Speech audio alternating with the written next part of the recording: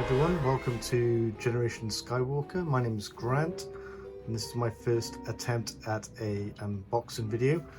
As you can see here, we have a envelope that I've received today, and I'm going to show you the contents inside.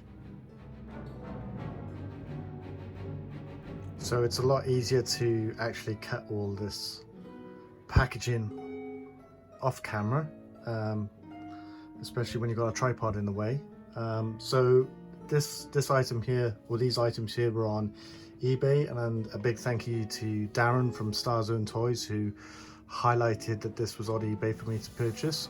So let's just give it a quick opening up, and I hope it is what I think it is. Yes, it is. So there we go. Here we have a call sheet from the Phantom Menace, as well as a memo and another memo, and we'll have a look at these memos and this call sheet in a bit more detail. So first up, we have the call sheet from Wednesday the 20th of August 1997. The Phantom Menace at the time was still known as The Beginning, and the director for today is Roger Christian. Roger Christian, as you know, or probably know, did a lot of the interior designs for the original trilogy, such as the inside of the Millennium Falcon. And these are, interestingly enough, this is a second unit call sheet. So as we can see, the footage that they were picking up for that day includes hangar flight pickups and plates for the central hangar. So that would be where the heroes rescue the Queen and put the Queen in the Queen's starship and leave Naboo. There is a pickup shot of the pendant. I guess that's the pendant that Anakin gives Padme. And there's also a pickup as well of the hologram of Sio Bibble, which is, you know, the same hologram I believe that was used in the trailer. So this is a call sheet for that day. We have more details here about what characters and artists are required for that day, and more detail about the requirements for that day. So, you know, interesting little bit of Star Wars history here. So moving on to the memos, as you can see, we have the production letterhead of Jack Productions Limited, which was the name that was given to the production of the prequel films. Now, Jack, J-A-K Productions, the J, the A and the K actually stand for the first names of Lucas's children. So the J is for Jet, the A is for Amanda, and the K is for Katie. As we move down, I'm not sure if those phone numbers still work, to Nick Dudman. Now, Nick Dudman is a British makeup effects and creature design artist.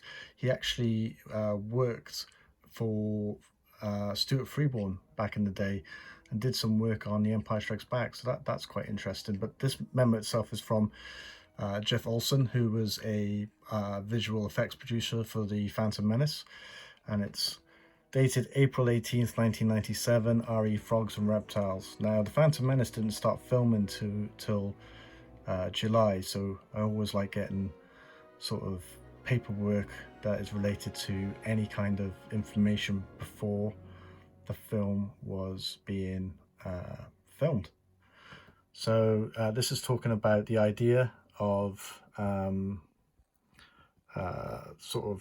decoration of like frog and reptile type creatures.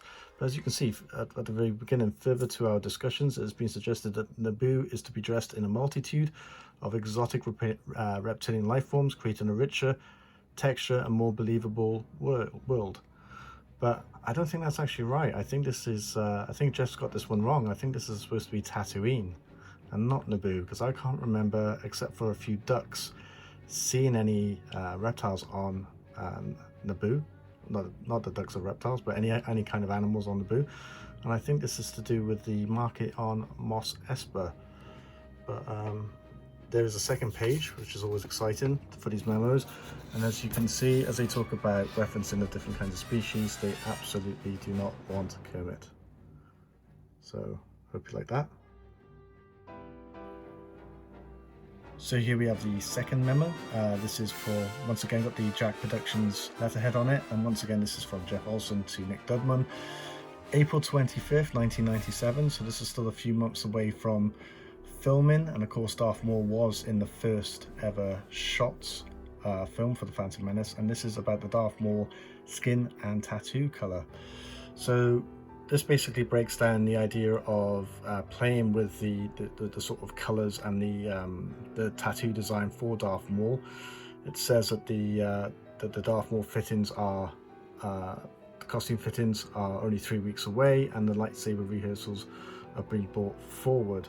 What's really interesting what I find really interesting on this is it talks about the tattoos to appear tribal, use African and Australian Aboriginal as a reference point. Vary the skin and tattoo colors, suggest variations of orange, blue, yellow, green and brown. Well, we saw blue on the front cover of the Phantom Menace Ultimate Edition album, and we saw yellow with Savage Press in the Clone Wars animated cartoon. So very interesting there. What I found quite shocking about this though was that the fact that this is being discussed so late in the day. Now, the Darth Maul design was originally from a design based on microchip boards, and that was the sort of design of the look of how the angles would work on the face tattoos. And it was originally for evil senators by Ian McCraig was doing the Darth Maul work. And I know that it was quite late in the day. If you go on Prop Store at the moment, they've got some costume reference photography, and the Darth Maul item in that reference photography hasn't got the black robes, but has instead got the sort of like the early 1995 Ian McCraig sort of artwork on it.